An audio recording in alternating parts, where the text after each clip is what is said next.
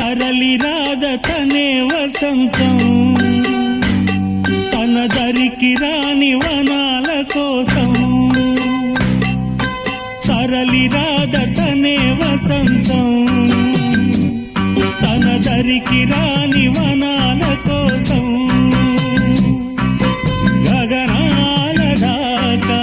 అలసాగకుంటే మేఘాల రాగం